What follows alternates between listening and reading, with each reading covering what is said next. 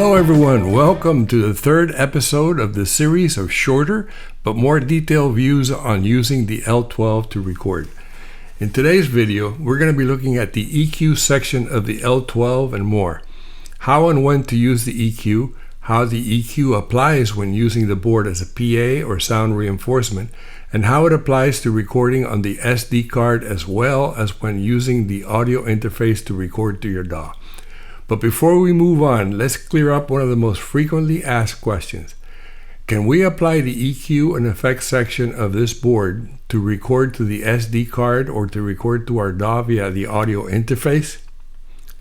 Good question, but the simple answer is no. The EQ and effects section will not affect any audio signal recorded directly to the SD card or to your DAW. When using the board as a recorder to the SD card or directly to your DAW, the EQ section and the effects section will only affect your monitors, your headphones, or if you have monitors. Take a deep breath, because it's not all that bad.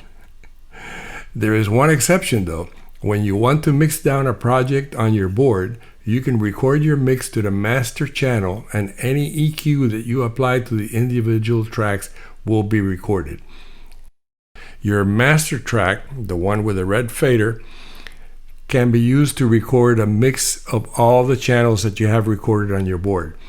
And when you EQ each one of those channels, or if you have an effect, you can mix down all your recording, and it will include whatever effects or whatever EQing you have done to that. This is the only exception that the board will record EQ or effects onto the SD card. The reason I say this is not so bad, that you can't use the EQ and the effect to record directly to the card or to your DAW, is because if you're taking the board to your venue and you want to record your performance, or if you're recording your rehearsals, or if you have a little studio in the house, you really want to record directly either to the board or to your DAW, and then after the fact use the effects plugins that you might have in your digital audio workstation to do all the editing, EQ, compression, effects like reverb, flangers, whatever you have. If you do it after the fact, after you've recorded your tracks, you have more flexibility and much better quality EQs and plugins than the one that is included in the board. The one that is included in the board is very adequate for doing live performance if you're using it as a PA, and it's very adequate for tweaking your monitor so that if you're recording a track and the musician is listening through the headphones and they want a specific EQ or they want a specific effect, you can add that and they can feel comfortable and record. But then once you transfer it to your DAW, you can do the real editing and it'll be much better. So this is not such a bad thing and you can get used to it. All right, so let's move on to the next. Let's talk about the EQ section, how it works, and then we'll talk a little bit about EQing in general. Let's take a quick look hands-on on the board just to show how the EQ section works in this board, which is a little different than your regular analog board. Like if you're familiar with your regular PA board, each channel has your fader, and then here you would find the buttons for the panning, EQ, effects, send, and all that. But on this board, which is a digital board, it works a little different. We have a main section here, which is the EQ and the effect. And this section is shared by every channel. Each channel can be selected, and then when you select the channel, any settings that you put on the EQ will be remembered in the mix. If you're doing a mix to a project, the project will automatically remember the settings. If you are saving it to a scene, it will be remembered. But mostly when you're working, every time you set the EQ, each channel can be set differently and it will be remembered. Like right now, if you look at when I change from channel 2 to channel 3, you see the LEDs moving. If I move those LEDs, make it a little different,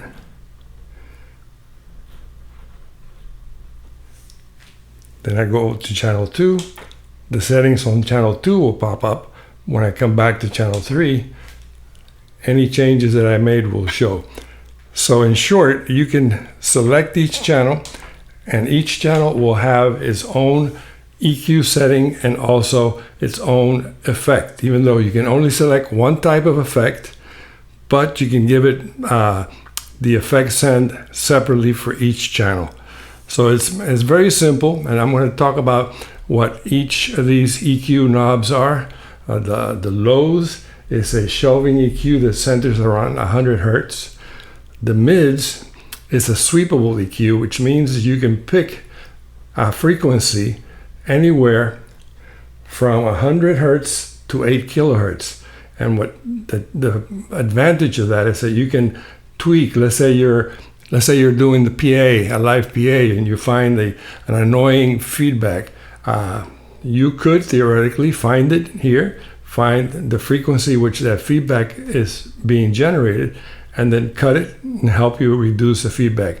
Also, if it's a difficult microphone and you want to take some of the mids out or add some highs, you can do it here. And then the high button is shelving around 10 kilohertz. We'll talk about it in detail now after these specs for the EQ. But basically what I wanted to show here is just that you can select any channel, you can make any changes to the EQ, and it will be remembered. You go to the next channel, you can do it differently. And if you see, as I move from channel to channel, if I had different settings, they will change. And what changes is the LED, because these knobs are not like these. Like these knobs, you see that have a little line that tells you where it is. These knobs just rotate, but the LEDs around them tells you where you set it to. All right, so just a very simple explanation as to how the EQ work and how you can select the channels and set up your EQ. All right, so we're going to go now and take a look at the details of the specs for the EQ, so we can better understand how to use it and maybe give you a few hints. Okay, all right, so let's go now to the next section. So let's take a look at what is an EQ. In sound recording, equalization, EQ, involves manipulating specific frequency ranges to shape the tone and character of audio. Frequencies are measured in hertz and are typically divided into several ranges, each contributing distinct qualities to the sound we hear. Below you can see a typical EQ that you would find a plugin, and it gives you the range all the way from the left is 20 hertz all the way to the right at 20 kilohertz. And in between, you can manipulate the volume of each frequency to tune it just the way you want. The human hearing range typically spans 20 hertz to 20 kilohertz, like we said. However, this varies by individual. The lower limit is 20 hertz, as the deepest bass frequencies, often felt more than heard, like sub-bass rumble. So you're going to be attenuating things that you feel that maybe adds to the mix, maybe makes it muddy, and you want to cut it. This is the sub-bass area, which is the 20 hertz. The upper limit, the 20 kilohertz, the highest frequencies, perceived as sharp or airy, like cymbal shimmer or vocal sibilance, and sometimes even noise. So sometimes you might want to boost it, sometimes you might want to cut it, depending on what you're EQing. The practical range, though, most audible content in music and speech lies between 100 hertz and 8 kilohertz. That's where the human ears are most sensitive. This range guides EQ adjustments in recording and live sound to focus on frequencies that impact the listening experience most. And here's where you get to use your ear. When you're trying to EQ something, listen, make adjustments, listen again, and get the sound that you're looking for. That's what EQ is for. Next, we're going to take a look at the EQ included with the board. And we're going to look at the specs, how to use it, and maybe give you a couple of hints as to how to work it using what is included in the board, not the plugins that you're going to be getting later when you move to your DAW. First, let's take a look at the technical explanation as to why the EQ doesn't get recorded to the tracks or to your DAW. The EQ settings are applied post-preamp but pre-fader in the signal chain. Tracks are recorded pre-EQ and pre-effects, meaning EQ adjustments affect the live mix and monitor outputs, but not the raw recorded tracks on the SD card. This allows for flexible post-production EQ in a DAW. Same thing I said a little while ago, but this is more technical. Let's take a look at the channel strip. The first button you see is EQ off. When you press that in and it lights up, it means the EQ is totally off, will not affect your channel signal. The second knob is the effect send knob. It lets you dial in the perfect amount of effect for each channel, giving you creative control over the mix's ambience and texture, whether for recording or live sound. The third knob is the pan knob, which is self-explanatory. With this knob, you can pan your channel to the left or to the right as you wish. The next button is the low cut button, which is really a high pass filter, which has a shelf at 75 Hertz. So you can, if you press that button, it will cut your lows from 75 Hertz and below. And this is useful if you just want to make one quick low cut, press that button and that's it. You're done. The high knob is an adjustable shelving EQ centered around 10 kilohertz. It boosts or cuts high frequencies to add brilliance or reduce harshness. This is a shelving, which you can see a picture that I put up there, how a shelf EQ works. It means that at a certain point, all the frequencies get either increased or decreased. And usually this knob in a live situation, if you're looking to maybe get some brilliance into a microphone, maybe you got a mic that you want to get some more highs in, or if you're miking the guitar, you want to try to maybe tweak it in. But it's a very high. It starts at 10K. Sometimes it'll contribute noise, and maybe you don't want that. So you have to be careful about that. And your range here is like all the other ones, a plus or minus 15 dB. That you can increase or decrease the frequencies around that 10 kilohertz. Your next two knobs belongs to the mid frequencies in this EQ.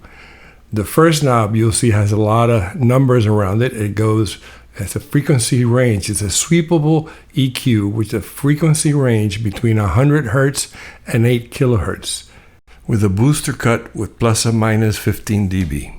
What does this mean? Well, it means that you can actually hone in on a certain frequency that you want to EQ or reduce or increase the sound, and it's very flexible because it depends on what signal you're using. If you're trying to EQ a microphone, if you're trying to EQ a bass drum, if you're trying to EQ a guitar, you can tune in the frequencies that you're looking for, and you use your ears, and then the knob right below it is the volume. So you pick your frequency with the top knob, and with the bottom knob you press plus or minus 15 dB. It allows precise targeting of mid-range frequencies for clarity or to reduce boxiness or nasal sound on a microphone.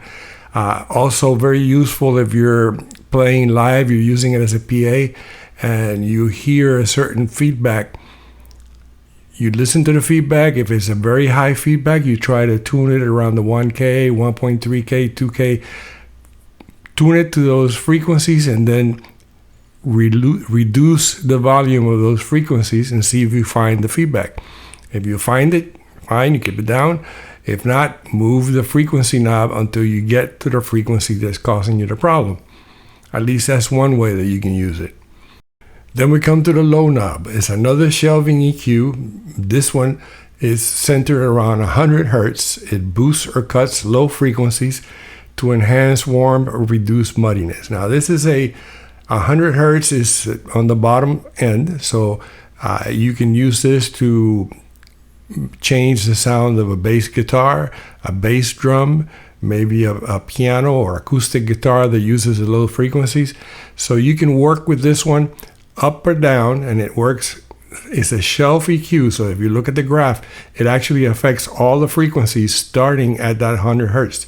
So if you increase it, you'll see the graph there that it shows increase. It increases all the frequencies from 100 Hertz down to 20. So you have to be careful with it, use it carefully, but you can actually increase some of the bottom, or if you have an instrument that has too much bottom, you can use it to decrease. So basically, this is all that we have on the EQ for the board. It's not a bad EQ. It's got some flexibility, and you know that you can set it to each channel, and each channel can have its own individual EQ that you can tune whatever instrument you're miking. If you're using it as a monitor when you're recording, you can tune the headphones to the individual player however they want to hear the signal that they're recording. So it's useful. I hope that this clears up some things. Now I'm going to add a little bonus, something that I think will help you make adjustments with everything we've learned so far. Let's look at a chart that I think will help with understanding EQ in general and how to achieve the sounds you're looking for. So this chart takes the scary hertz numbers like 200 hertz or 5,000 hertz and turns them into words you already know, like fullness, sparkle. It's split into 7 zones from 40 to 100 hertz all the way to 5,000 to 12,000 hertz. Each zone affects instruments and voices differently. For example, on a bass, that 40 to 100 hertz range gives you that deep bottom rumble. Think like an earthquake. But if you boost too much at 200 to 800, it gets muddy and messy. Aim for roundness and presence to keep it punchy. For vocals, cut the rumble below 100 Hz to avoid boominess. Then add clarity and crispness around 1000 to 5000 Hz, so your lyrics shine. Even a hi-hat can get shimmer or sizzle up at 5000 to 12,000 Hz. So don't overdo it or you'll get that annoying hiss. Okay, now why words matter? Why use words instead of numbers? Because we are musicians, not rocket scientists. Saying that bass has great fullness feels way better than that bass has the right amount of 200 hertz. These terms match what you hear and feel when you play, like the body of a snare or the irritation from too much mid-range on a guitar. It's like seasoning the mix. A pinch of presence makes vocals pop, but too much hiss is like over-salting your soup. And you know how that goes. Here's a tip as to how to use the chart like this. Listen to the instruments, be it an electric guitar, acoustic piano, or electric bass. Try to describe in words what the sound needs or has too much of. Look it up in the chart, find the frequency on the EQ, and tweak it. Your ears are the key to your sound. Everyone hears or likes certain sounds differently. To get, quote unquote, your sound, you need to use your ears and the tools that the EQ gives you. So now let's look at the chart in details. I've already told you what the chart is about, but let's take a quick look. I'm a bass player, so I like bass. So the bass is the first line there, and you can see that between 40 and 100 hertz, you could play with the bottom of the bass. Between 100 and 200, you've got that roundness. 200 to 800 is muddiness. So you play with that. You can reduce the 200 to 800 if you feel the bass has got too much muddiness. If you need some bottom, you can work anywhere between the 40 and the 200. And I usually work right around 100, 150. You can boost or you can take away depending on the sound. All right. If you want to get the body of the bass on smaller speakers, play with the range between 800 and 1000 hertz. And as you can see on the chart, you can have some presence depending on the style of bass you're EQing, anywhere between 1000 and 5000. Some of the high end comes between the 5,000 and 8,000, but then you get into the hiss if you go any higher than that, so you want to keep that down. The voice is the same thing. You got a voice, the bottom, between 40 and 100 is kind of like a rumble. You want to cut that because you don't want that interfering with other instruments. If you need the vocal to be a little full, and say you have a female vocal and you want some fullness, you can try the range between 100 and 200. Boost it up a little bit, but always a little bit, and listen, a little bit and listen. If you think the voice has some muddiness, cut between 200 and 800. If you're looking for presence, boost a little bit between 1,000 and 5,000. I find that sometimes, especially on a vocal, right around 1,000 hertz is a little irritating. If you cut that, you get a cleaner sound, but it's up to you and your ear. You got your clarity and crispness right around between 5,000 and 8,000. Find it on that sweepable EQ, mess with it, listen, and see what happens. If you're EQing some horns, well, the fullness, it'll fall right between 100 and 200 hertz. Muddiness between 200 and 800. So if you feel that the horns are like kind of like melding together and it become stuck to the bass or stuck to the acoustic guitar, cut between 200 and 800. Get some muddiness out. If it sounds shrill and you want some roundness, boost between 800 and 1,000. Be careful with that 1,000 because it usually gives you that irritating sound. And then if you want some clarity and crispness, look around 5 and 8,000 hertz. So this type of chart helps you get an idea, but the bottom line is your ears. You have to listen, tweak the EQ. If you like it, keep it. If you don't like it, keep tweaking, keep looking. And with guide like this and using words instead of frequency ranges, you might be able to get the sound you're looking for a lot quicker.